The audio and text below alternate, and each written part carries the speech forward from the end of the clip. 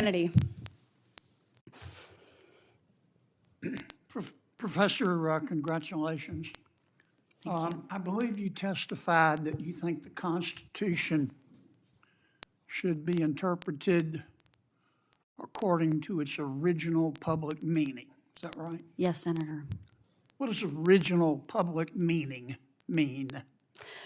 Yes, Senator. So the original part of that phrase refers to the fact that when we look at interpreting a text, we want to interpret it at the time it was. Professor, look me in the eye and just answer my question. What does original public meaning mean? It means the meaning that the text of the text as it was understood by the public at the time it became law. Okay. So you think Brown v. Board of Education was incorrectly decided? Well, Senator, I think Brown versus Board of Education was correctly decided. Scholars who have looked at the original meaning of phrases at that time and the reasoning in that case sometimes question the reasoning of the case. How many people in the United States of America at the time the Constitution was drafted do you think supported racial integration of schools? You think that was a majority view, do you?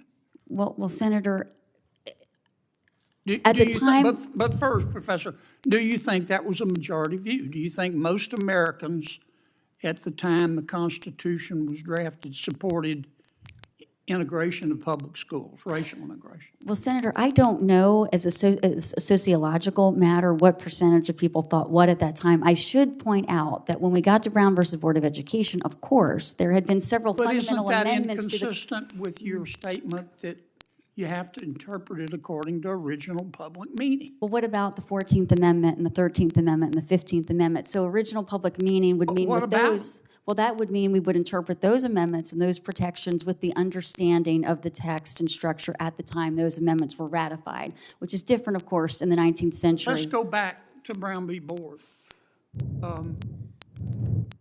Look, I think Brown v. Board was correctly decided, and I suspect you do too. But if you say we interpret the Constitution according to the way that people at that time understood it, do you really think that people at that time in America supported racially integrated schools? Do you really believe that?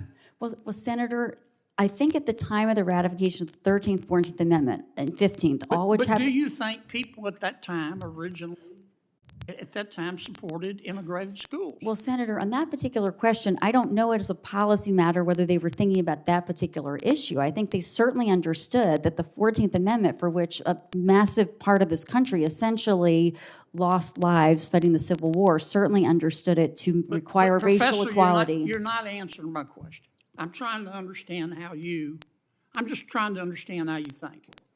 It's very easy to say, we interpret the Constitution according to its original public meaning, which as I appreciate your testimony, means the way people who read the Constitution at that time interpreted it. Is that right? Yes, Senator. Okay. Do you think that most people at that time looked at the United States Constitution and said, well, here it is, big as Dallas, racially integrated schools are required? Do you really believe that? Senator, I don't know, but And if you don't, I don't think you do, because I think historically that wasn't the case. So how do you square that with the holding of Brown v. Board? Well, I guess what I'm trying to say is I think there are several steps in between that have not come up yet in our conversation, which is that you look at the text and structure, which of the 13th, 14th, and 15th Amendments clearly is requiring racial equality. And then over time, that has to be applied to different questions as they arise in context. So if the requirement is that all races be treated equally under the law, and the evidence shows that segregated schools is not doing that, then the requirement could be applied to integrate schools. When you interpret a statute, you talked about interpreting it according to its plain meaning. What if the statute is ambiguous? Well, Senator, if the statute— What do you do if it's ambiguous? If it's ambiguous on the particular question coming before the court, I start with that phrase, but I also look at the context of surrounding provisions. No. What How I understand you define ambiguity as the language plus the surrounding language. Yes. I get that part. How ambiguous does it have to be? 51% ambiguous or just a little bit ambiguous? So I have to say, I would use the same approach essentially in all cases, regardless of the ambiguity, because I would always start with the text, move to the surrounding provisions with the aim of fully understanding what Congress and the President had enacted. And only at that Professor, point... I'm going to run out of time. With respect, answer my question. Well, okay, you're giving me professor talk. How ambiguous does it have to be? I mean, I think under the Supreme Court's recent precedent in Chevron, it underscored that the court can never just rest and say it's ambiguous. The court has to come up with an answer. Yeah. So why don't you just look at legislative history? Well, you can't look at legislative history statements one by one because the individual intent...